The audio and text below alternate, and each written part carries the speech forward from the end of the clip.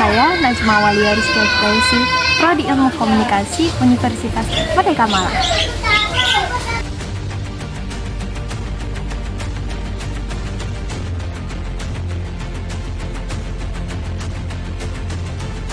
Hadirin sekalian, Kementerian Kebudayaan Republik Indonesia dengan bangga memperkenalkan buku sejarah Indonesia, dinamika kebangsaan dalam arus global. Saya baru saja membaca berita mengenai diskusi mahasiswa yang sedang mendiskusikan tentang penulisan ulang sejarah dan penetapan pahlawan.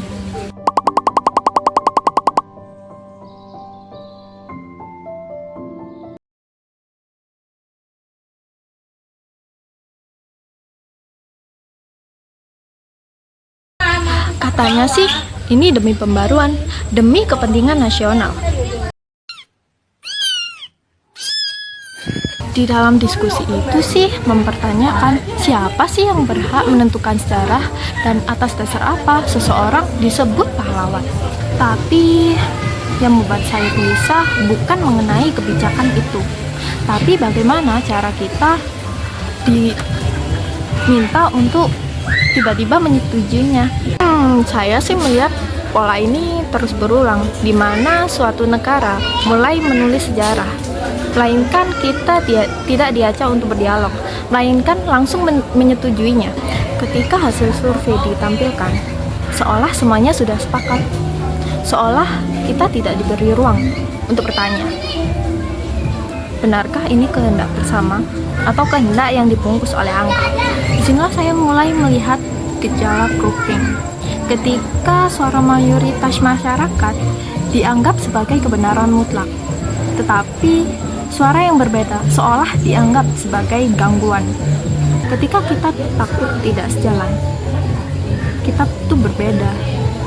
Jadi mungkin kita bakal dicurigai.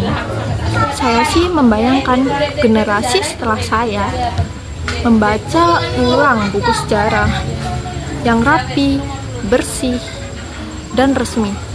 Tetapi mereka tidak tahu bahwasanya di balik halaman-halaman itu terdapat suara-suara yang dihapus.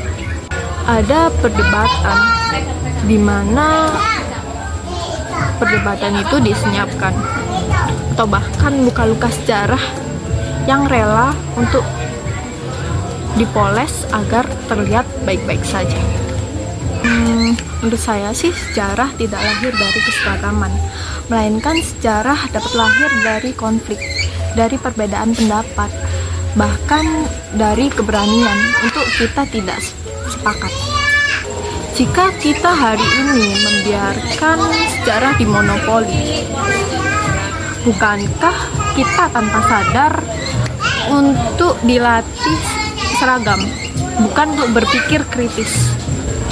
Karena kita takut, kita diajarkan untuk menghafal, bukan untuk mempertanyakan.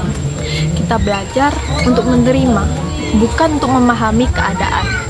Saya sih tidak menolak mengenai pembaruan sejarah, tetapi saya juga tidak menutup mata mengenai kebutuhan revisi ini. Tapi sih saya takut jika pembaruan itu beneran terjadi, kita diminta untuk menyepakati satu hal yang menjadi syarat utama, yakni kepatuhan tanpa pertanyaan. Karena pada saat itu terjadi, sejarah mungkin akan berhenti untuk menjadi ruang belajar, melainkan akan menjadi sebuah alat di mana kita tetap diberikan ingatan yang kolektif, alat agar kita semua berpikir dengan cara yang sama. Dan saat kita berpikir kritis, kita dianggap sebagai seseorang yang berbahaya mungkin. Tetapi hanya sedikit dari versi resmi mengenai kebenaran yang ada. Sejarah negara memang bisa ditulis ulang, melainkan kebenaran tidak harus untuk tetap tunduk. Saya Najma Walia Rizky Firdausi, Telkom Primer Malang.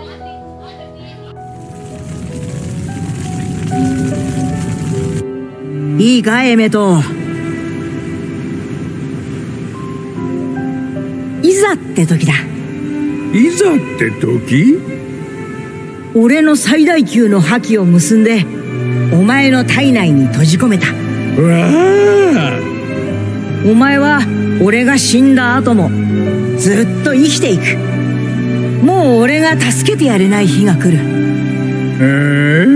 やだな。お前の命が危ない時、守りたい誰かの命が危ない時、それがいざって時だ。結び目をほどけ。いざって時、お前が助けてくれる。そうだ。過去から俺がお前を助ける。いつだってそうだろ。